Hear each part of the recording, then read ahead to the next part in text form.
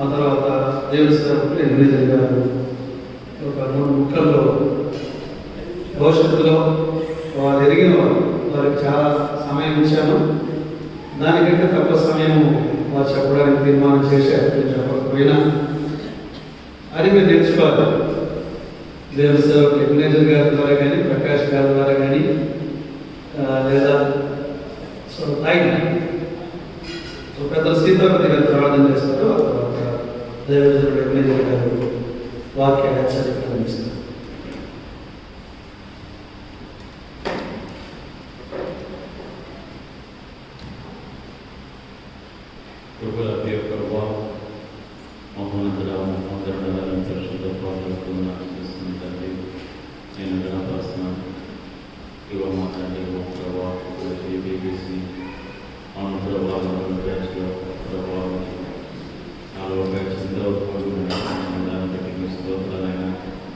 ఎన్నో విషయాల్లో మీరు సహాయం చేసినందుకు ఆశీర్వదిస్తున్నాం. అనేక మంది మీ దాసులు ప్రభావ కాలేజీలు చేసి మీరు బలపరిచి మీరు వాడడం స్తోత్రాలు. ప్రభావ 10 మంది పిల్లలు చక్కగా వాటిని నేర్చుకోవడానికి కూడా స్తోత్రాలు.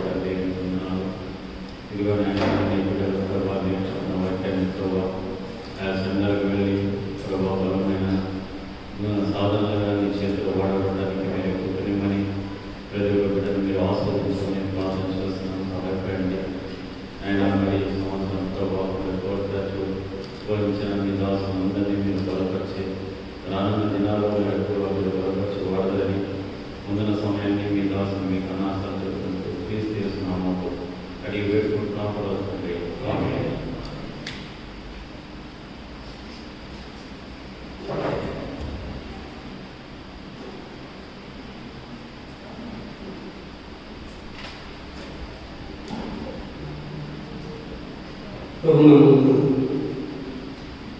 చేరుచు మీకందరికీ హృదయపూర్వక తెలియజేస్తున్నాం. వేదాంత విద్య ముగించుకొని తిరిగి వారి స్వస్థలాలకు వెళ్తున్న మీ తమ్ముళ్ళందరికీ శుభములు. ప్రభు సన్నిధి, సంరక్షణ, సహాయం మీ భవిష్యత్ దినాలలో మీతో పాటు ప్రభు అనుగ్రహించుకున్నారు. జాగ్రత్త, కరోనా ఉంది మీ ప్రయాణాల్లో. Right, take it serious. ఒక వచనం చూద్దాం. సమయం 7:20. రైట్, 5 minutes మించి 2 మంది పుస్తకం తీసుకున్నాం. 16వ అధ్యాయంలో ఒక వచనాన్ని చూద్దాం. రోమిలకు రాసిన పత్రిక 16వ అధ్యాయం 10వ వచనం. క్రీస్తునందు యోగ్యుడైన నా పెళ్ళకు వందనాలు. క్రీస్తునందు యోగ్యుడైన నా పెళ్ళకు వందనాలు. ఒక వర్డ్ పట్టుకోవాలి. యోగ్యుడు అన్నది కదా. యోగ్యుడు అంటే గ్రీక్లో డొకిమోస్ అనే పదం వాడారు. డొకిమోస్ అంటే అర్థం ఏంటంటే అప్రూవ్డ్ అని అర్థం. హలో, మీకోసం వాళ్ళ తర్వాత మీరు మనసు పెట్టండి. అప్రూవ్డ్ అంటే దేనికి కూడా తెలుసా? డబ్బు విషయం. ఇప్పుడు ఇది ఉంది 100 రూపాయలు. దీన్ని ఏమన్నదంటే ఆ పదం యొక్క భావం చెప్తున్నాను. ఈ 100 రూపాయలు తీసుకెళ్ళి షాప్లో ఇస్తే చెల్లుతుందా చెల్లదు? దీనికి వ్యాలిడిటీ ఉందా? ఉంది. 500 రూపాయల నోట్ ఒకటి ఉంది. దాన్ని ఇస్తే చెల్లుతుందా? చల్లదు. ఆ పదం అదే. కొన్ని వస్తువులు కొన్న తర్వాత వస్తువుల మీద ఒక చిన్న రౌండ్ స్టిక్కర్ వేసి ఇలా ఉంటుంది, ఓకే టెస్టెడ్ అని ఉంటుంది. అంటే ఇక మీరు దీన్ని వాడుకోవచ్చు. ఆ పిల్లలే కూడా అలాంటి టెస్ట్ మనీ కలిగినాడు. He was tested, he was approved. అంటే ఇతను చెల్లుబాటు అవుతుంది, ఇతను చలామణి కాగలడు. చల్లని నాణ్యం కాదు ఆ పిల్లలు, చల్లని నాణ్యం కాదు. అతనికి ఏముంది? వాల్యూ ఉంది. You can use anywhere. మీరు వీరిని ఎక్కడైనా వాడుకోవచ్చు. ఎవరిని? ఆ పెళ్లి మీరు ఎక్కడైనా వాడేసుకోవచ్చు. ఇతను వ్యాలిడ్, ఇతను విలువైన వాడు, ఇతను చెల్లుబాటు అవుతాడు, ఇతను మీరు వాడుకోవచ్చు. Okay, tested. ఇది తయారీకి సిద్ధం, తయారైపోయింది, ఉపయోగానికి సిద్ధం, ఇక వాడుకోండి. మీ జీవితాలు కూడా అంతే. కానీ దీన్ని మీరు బయటికి వెళ్ళిన తర్వాత సంపాదించుకోవాలి. వేదాంత విద్య ముగించబడింది, ఓకే టెస్టెడ్, మీరు వాడుకోవచ్చు అని కుదరదు. నేర్చుకున్నది థియరిటికల్ నాలెడ్జ్, సంఘంలో ప్రాక్టికల్ మ్యాటర్స్ మీరు చూసుంటారు, బట్ నాట్ అట్ వ్యాలిడ్. ఈ జ్ఞానం సంపాదించుకున్నంత మాత్రాన ఇక మేము సేవకర్మలు పొరపాటు. ఎప్పుడు చెల్లుబాటు అవుతాయి మీ జీవితాలు? 3 విషయాలు, 3 స్థలాలు. మొదటి వచనం, కొరింథీయులకు రాసిన 2వ పత్రిక 8వ అధ్యాయం 22వ వచనం చదువుతారా త్వరగా? నాకు టైం లేదు. కొరింథీయులకు రాసిన 2వ పత్రిక 8వ అధ్యాయం 22. మరియు వారితో కూడా మేము మా సహోదరుని పంపుచున్నాము. చాలా సంగతులలో పర్యాయములు అతనిని పరీక్షించి, చాలా విషయాలు మేము అతన్ని పరీక్షించాం. హి వాస్ టెస్టెడ్. అతడు ఆసక్తి గలవాడనియు మేము ఇప్పుడు సాక్ష్యం ఇస్తున్నాము అన్నాడు. నేను చెల్లుబాటు చేసేదేంటో తెలుసా? నీ ప్యాషన్. ఆసక్తి అంటే ప్యాషన్. రేపొద్దున నీవు పనిచేసే స్థలంలో నీవు చెల్లుబాటు కావాలంటే అర్థమవుతుందా? నువ్వు నకిలీనా అసలా? నువ్వు నీ కాస్తైన సేవకుడివా, ఉట్టింటి సేవకుడివా? నిన్ను చెల్లుబాటు చేసేది, నిన్ను అప్రూవ్ చేసేది ఏంటి చెప్పండి? ప్యాషన్. ప్యాషన్, ఆసక్తి అన్నాడు కదా, మంట. అది తగ్గకూడదు.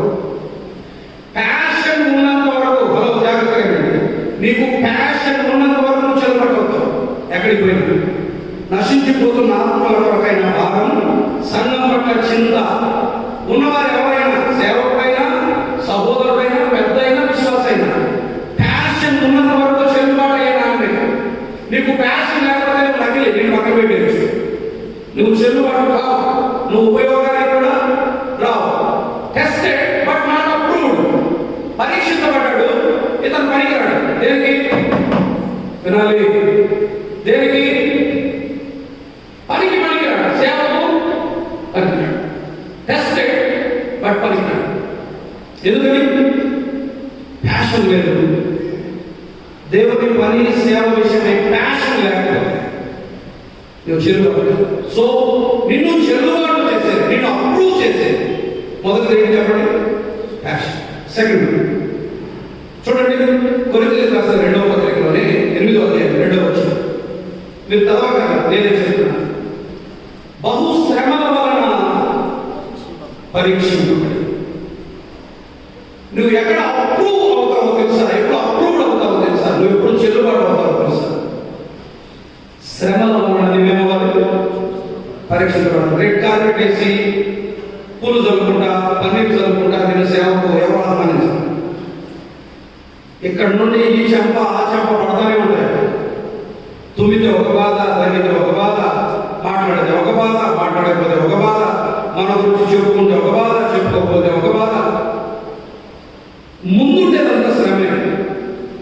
మనకే ఉండదు. మీరు చూడడానికి వేదిక మీద కూర్చొని ఇది మాత్రమే చూస్తారు, బట్ దాని కనుక ఉన్న పెయిన్ చాలా మందికి తెలియదు. ఒక ప్రేక్షకులుగా గ్యాలరీలను చూసి సేవ చేయడం అంటే బాగుంటుంది, ఈజీగా మాట్లాడేవారు ఉన్నారు.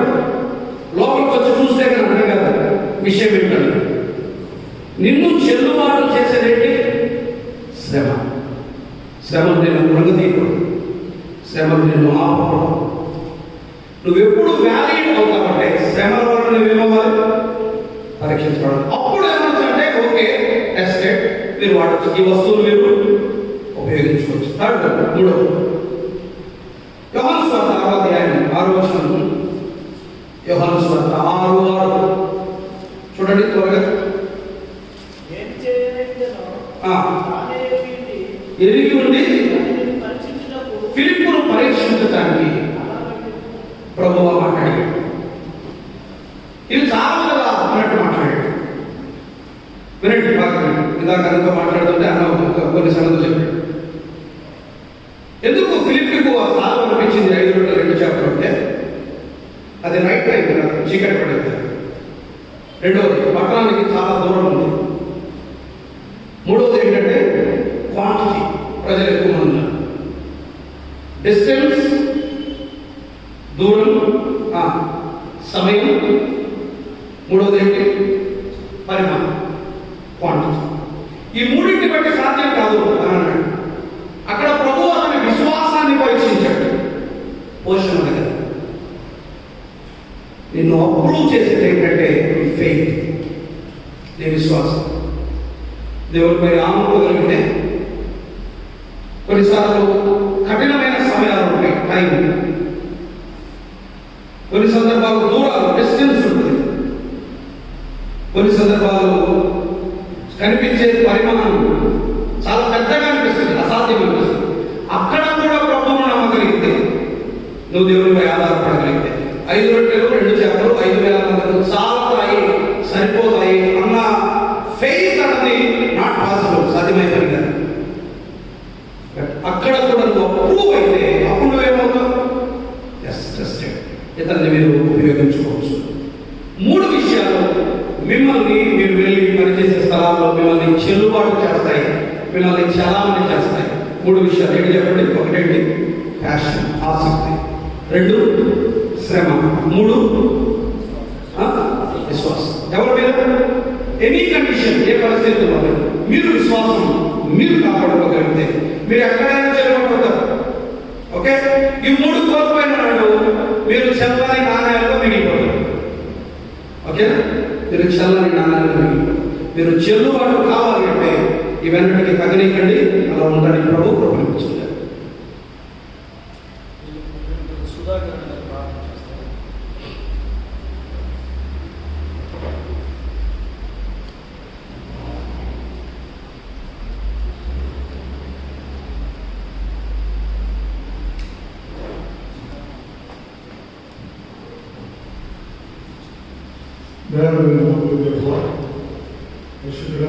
నామానికి వెళ్ళే స్తోత్రాలు చెల్లిస్తున్నాం.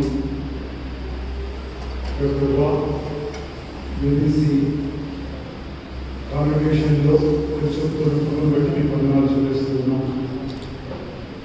ఈ దినాన్ని మీరు సిద్ధపరిచి సంవత్సర కాలం దేవాలయాన్ని మీరు సిద్ధపరిచిన విధానాన్ని బట్టి మీ వందనాలు చెల్లిస్తున్నాం.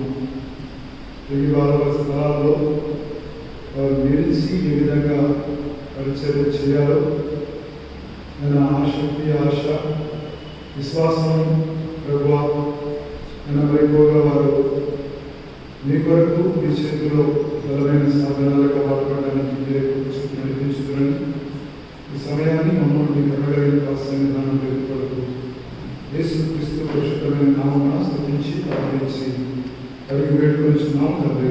ఆమేన్.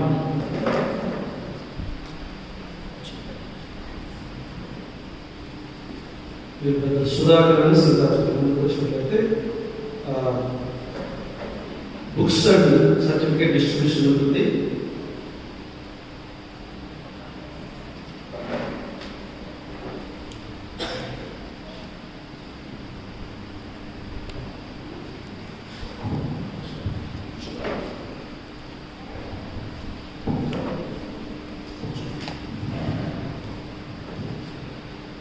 మరి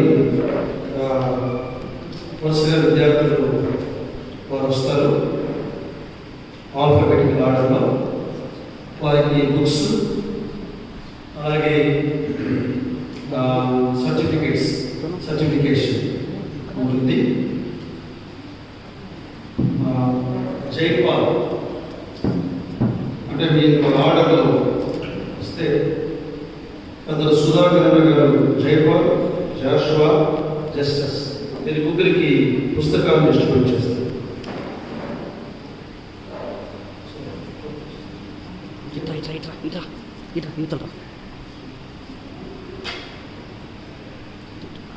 అంకుల్ నా photo camera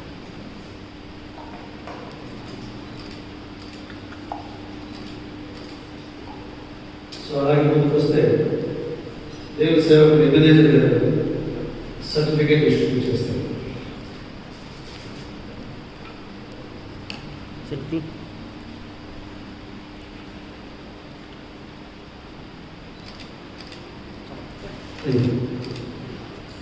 so Jashuva Sudhakar నా పుస్తకం డిస్ట్రిబ్యూట్ చేస్తారు. ఎబెనేజర్ గారు జాషువా సర్టిఫికేషన్.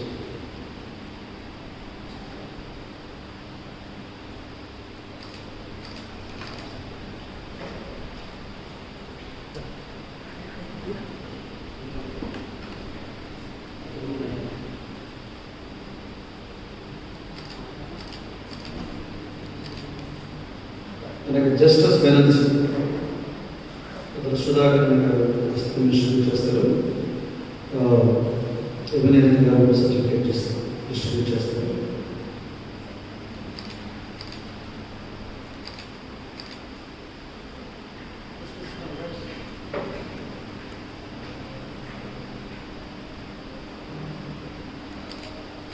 సుధాకర్ గారికి, దేవుని సేవకుడు ఎబెనేజర్ గారికి థ్యాంక్ యూ.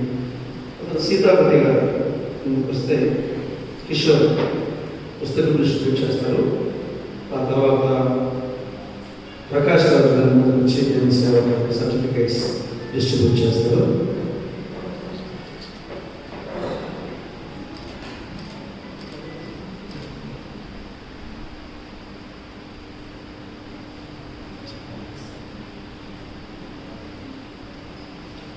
తర్వాత మహేష్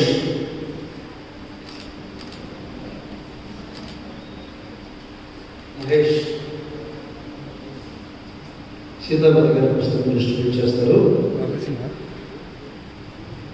ప్రకాష్ రాజు గారు సర్టిఫికేట్ డిస్ట్రిబ్యూట్ చేస్తారు.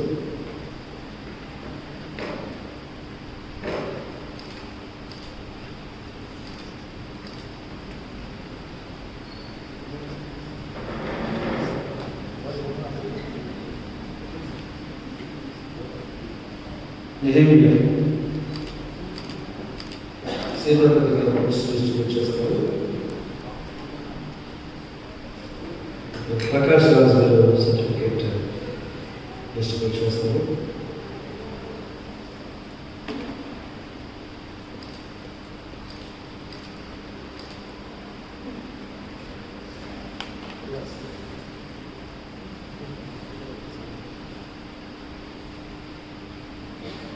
నాగేష్ ప్రమోద్ దేవుని సేవలో షాపర్ ముందుకు వచ్చి పుస్తకం సర్టిఫికేట్ రెండు వాళ్ళు డిస్ట్రిబ్యూట్ చేస్తారు.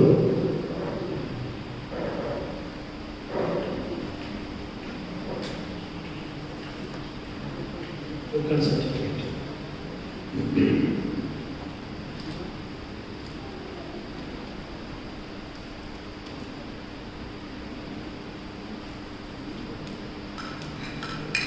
Pramod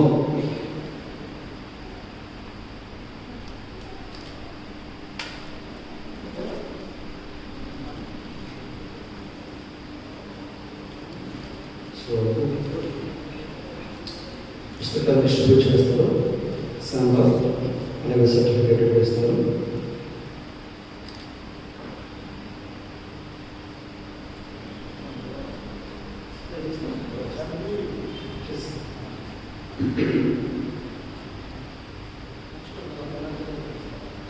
Yes.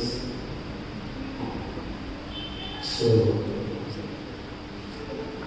Ratnana and Samuel వారికి నేనే సర్టిఫికేట్ డిస్ట్రిబ్యూట్ చేస్తాను.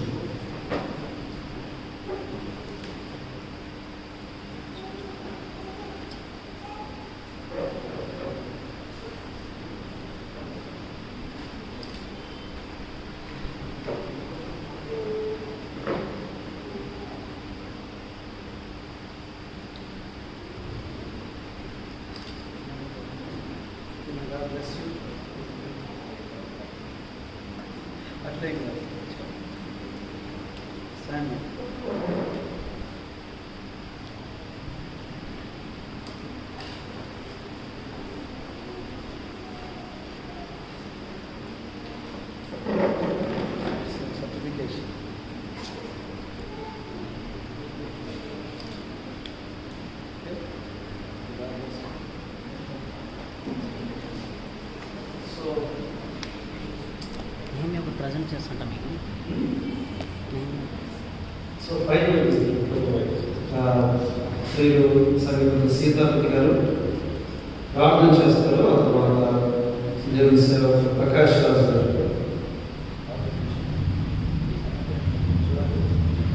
సరే ప్రకాష్ రాజు గారు మరి దేవుని వారిని అందిస్తారు. ఆ తర్వాత benediction and closing prayer. Photo session ఉంటుంది. శ్రీనివాస ట్రావెల్స్ వాళ్ళు ఫోన్ చేశారు, నేను చెప్పాను. సో మీరే తొందరగా పడకండి. సో మేము ఆపుతాం అండి.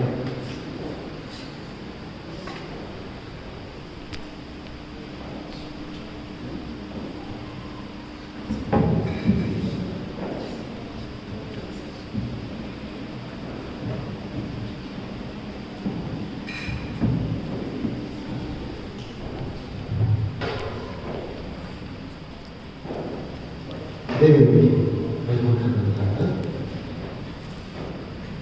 మనం వాక్య ధ్యానంలో దేవుని వచ్చిన నుండి తిమోతికి రాసిన రెండవ పత్రిక 3వ అధ్యాయం 16-17 వచనాలు.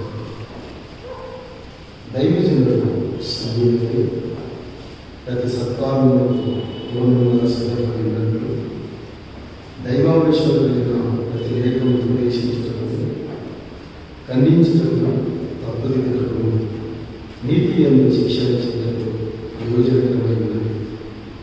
చదువుబడిన లేఖన వారిని దేవుని ఆశీర్వదించుకున్నారు. ఈ 4వ బ్యాచ్ ముగింపులో మనం వెళుతున్న విద్యార్థులకు, అలాగే దేవుని సేవకుస్తున్న యవనస్తులకు, అలాగే స్థానిక సంఘానికి, మున్సిపాలిటీ మా వారి పవిత్రకి చిన్న వందనాలు తెలియజేస్తున్నాను.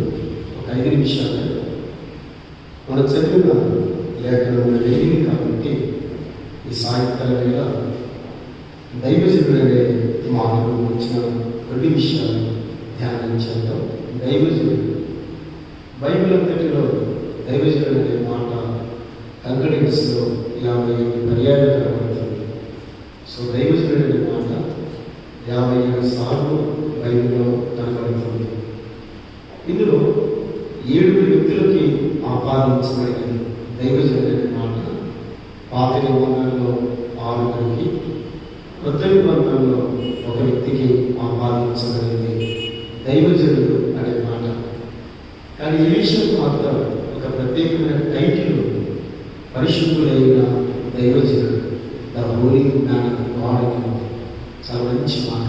పరిశుద్ధుడైన దైవజనుడు, మామూలు దైవజనుడు కాదు, పరిశుద్ధమైన దైవజనుడు. పాత నిబంధనలో ఒక 5 నిమిషాలు ముగించడానికి ప్రయత్నం చేస్తాను. ఎప్పుడు టైం తీసుకుంటాను.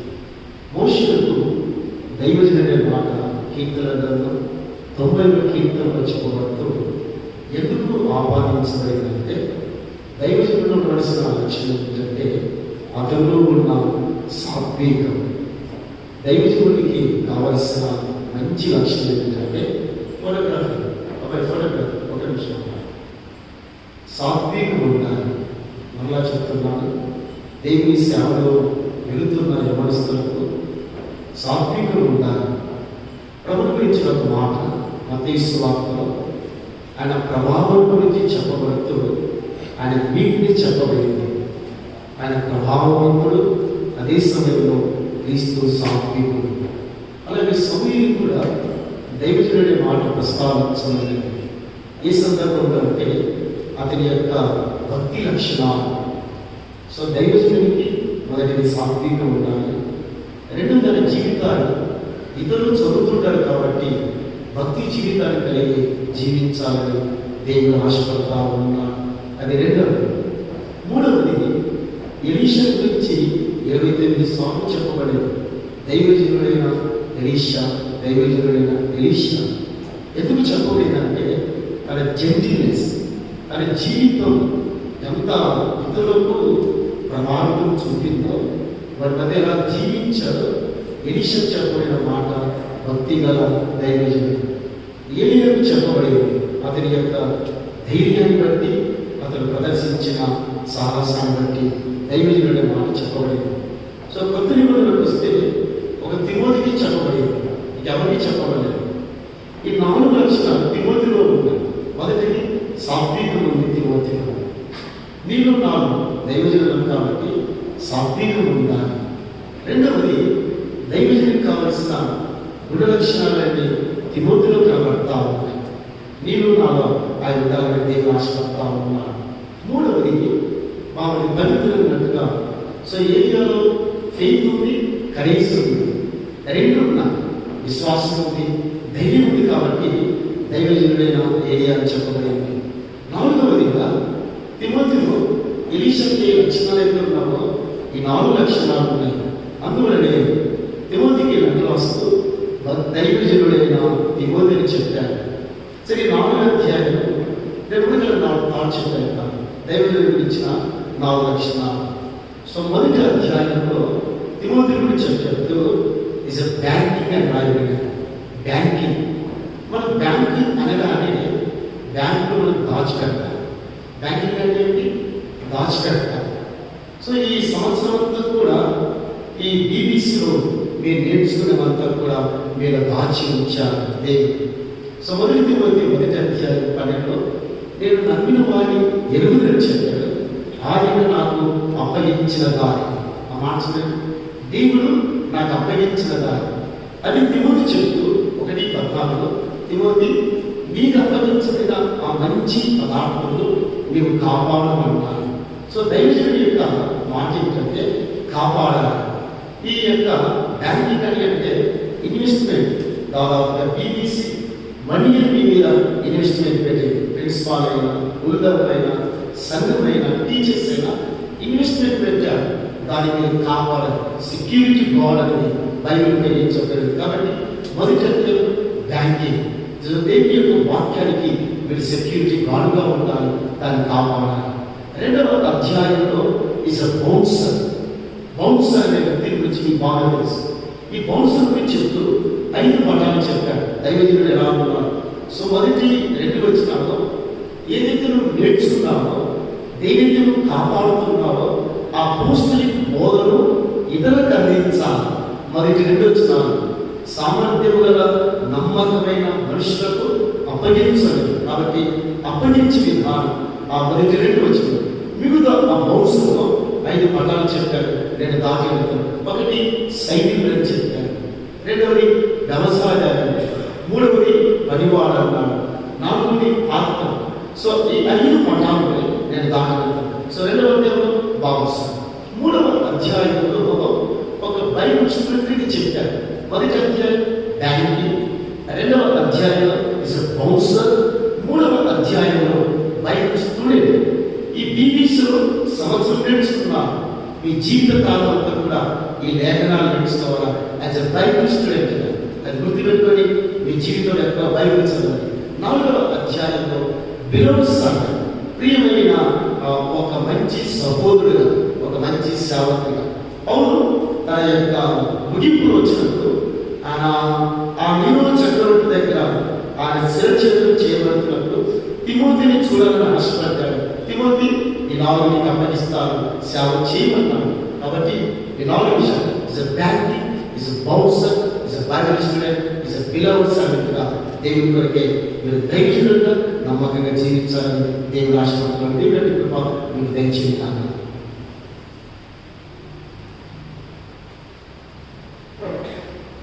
మనం ముగింపుకు వచ్చాం. రేపు సుధాకర్ బాబు నిర్వహించారు. సుధాకర్ బాబు గారిని ఇంకొకరికి నిర్వహిస్తారు. 2వది సో ముగింపు మాట తర్వాత రావడం తర్వాత ఫోటో సెషన్ ఉంటుంది. మరి పెద్దలు, ఫ్యాకల్టీ, స్టూడెంట్స్తో ఒక ఫోటో ఉంటుంది. వాళ్ళు అలాగే ఉండగా చేరవచ్చిన వారందరూ కూడా వెనక నిలబడుతుండగా అదొక ఫోటో ఉంటుంది. 2 ఫోటోస్ ఉంటాయి. ఈ బ్యాచ్ విద్యార్థులు ఈ ప్రత్యక్ష గుడాలు చేయడం అనేది ఈ క్షణం అంటే అది మీరు తెచ్చేంత వరకు కూడా నాకు తెలియదు. చాలా చక్కగా చేశారు. మన దేవుడు మిమ్మల్ని దీవించుగాక. దేవ సేవకులు మేనేజర్ గారు, ప్రకాష్ రాజు గారు, వారు స్థానిక సంఘాల్లో అనేక స్థలాల్లో విస్తారమైన పరిచర్య ఉండగా మరి బైబిల్ కాలేజీలో వారు బోధించడానికి మాటి రావడం ఇది వారిది కనుక మరి వారు ప్రయాసాలకు మన సమర్పణ త్యాగం చేసి ఉండగా మరి వారి కొరకు ప్రార్థన చేయండి. మరి ఈ కార్యాలయం జరగడానికి స్థానిక సంఘం విశ్వాసులు వారి యొక్క ప్రార్థనలు, వారి యొక్క ప్రోత్సాహం అన్నిటికీ మించి సమర్పణ బైబిల్ కాలేజ్ విద్యార్థులు గుర్తుపెట్టుకోవాలి. కేరళలో చాలాసార్లు బైబిల్ కాలేజ్ గురించి మాట్లాడినప్పుడు వాళ్ళ మాట అనేవారు, ఫండింగ్ ఉందా మీకు అనేవారు. ఫండింగ్ ఉందా? మన ఫండింగ్ పెరిగే సంఘమే. సంఘము ద్వారా జరిగే పరిచర్య, స్థానిక సంఘము ద్వారా జరుగుతున్న బైబిల్ కాలేజీ పరిచర్య. కాబట్టి స్థానిక సంఘంతో ప్రార్థన చేయండి.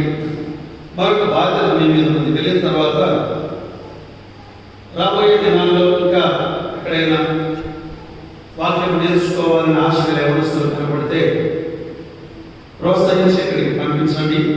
వారు కూడా మీ వల్ల మేలు పొందుతారు. మరి మేము వెళ్తూ ఉండగా 3 మాటల మీద జ్ఞాపకం చేస్తాను.